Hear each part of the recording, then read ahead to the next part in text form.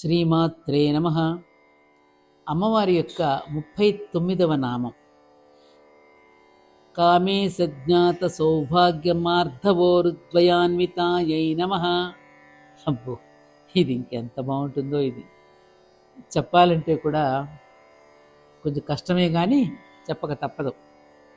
కామేశ్వరుడికి మాత్రమే తెలిసినటువంటి సౌభాగ్యవంతమైన మెత్తని లేదా మృదువైనటువంటి ఊరుద్వయం అంటే తొడల గంటను కలిగినటువంటిది అని అర్థం. అమ్మవారి యొక్క ఆ ఊరువుల యొక్క అందం కామేశుడికి మాత్రమే తెలుసు అని వదిలేశారండి. ఇక్కడ మిగతా నామాలన్నింట్లోనూ ఏదో ఒక దీంతో అన్వయిస్తూ చెప్పుకొచ్చారు. ఇది ఎలా చెప్తారు? అమ్మవారి యొక్క ఊరువుల యొక్క అందాన్ని ఎవరు చెప్పగలరు? అది ఒక కామేశుడికి మాత్రమే తెలుసు. ఏం బాగా చెప్పారండి. కామేశ్వరుడి యొక్క పదం మనం ఎప్పుడు వచ్చినా కూడా సృష్టి సంకల్పం కలిగిన శివునిగానే చెప్పుకోవాలి. అంటే ఒంటరిగా ఉన్నటువంటి పరమేశ్వరుడికి ఒక కోరిక కలిగిందిట. ఏమని? ఒంటరిగా ఒక్కడుగా ఉన్న తనకు ఎక్కువ మందిగా అవ్వాలని ఆ కోరిక కలిగింది. అందుకే కామేశ్వరుడు అని పేరు వచ్చింది ఆయనకి. ఆ కోరిక ఫలితంగానే యావత్ ప్రపంచం అంతా వ్యక్తమైంది. మనందరం పుట్టుకొచ్చాం. ఇలా ఎక్కువ మందిగా అవ్వాలనేటువంటి కోరిక నిండుగా ఉన్న స్థితిలోని ఒక పరమేశ్వరుని కామేశ్వరుడు అంటారు. ఆ కామాన్ని మహాకామం అని కూడా అంటారు. అందుకు సహకరించిన ఆయన శక్తిని మహాకామేశ్వరి అంటారు. మహాకామేశ్వరి అమ్మవారు. ఈ అమ్మవారిని కేశాది నాభి పర్యంతం ఇంతకు పూర్వం వర్ణించడం జరిగింది. అంటే మనం అనుకున్నాం కదా శిఖనక పర్యంతం అని. అక్కడ శిఖం దగ్గర నుంచి తల దగ్గర నుంచి నాభి వరకు కూడా మనం వర్ణించుకుంటూ వచ్చాం.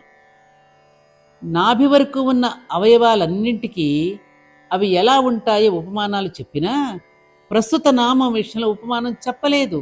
అలా చెప్పకపోవడంలోనే ఉంది ఔచిత్యం అంతా. కేవలం సర్వజ్ఞుడైన కామేశ్వరుడికి మాత్రమే తెలిసిన ఊరువులు అమ్మవారివి. అందుచేత ఉపమానాలు వెయ్యకుండా ముక్తసరిగా లావణ్యము లాలిత్యముతో కూడిన సౌభాగ్యవంతమైన విశేషణాలే వేసి కామేశ్వరుడికి మాత్రమే తెలిసిన ఊరువులు అని ఊరుకున్నారు వ్యాస మహర్షి. నాకు మాటలు రావట్లేదు. వ్యాస మహర్షిని శంకరాచార్యుల వారిని స్మరించి వారికి ప్రణామాలు సమర్పించుకుంటున్నాను. ఎందుకంటే నో వర్డ్స్, చెప్పడానికి మాటలేదు.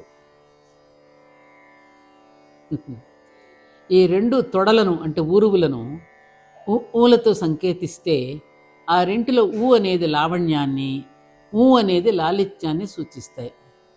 ఈ లావణ్యం లాలిత్యాల సంధానకర్త అయిన అమ్మవారు అయ్యవారికే సమగ్రంగా తెలిసేది అని ఈ నామానికి అర్థం చెప్పుకోవచ్చు. ఇంత అద్భుతమైన రహస్యనామ స్తోత్రాలలో ఉన్న అనేక రహస్యాలను మీరు తెలుసుకోవాలి అంటే ఈ ఛానల్ని మీరు సబ్స్క్రైబ్ చేసుకుంటే మీకు అనేక విషయాలు తెలుసుకోగలుగుతారు. చేసుకుంటారు కదూ?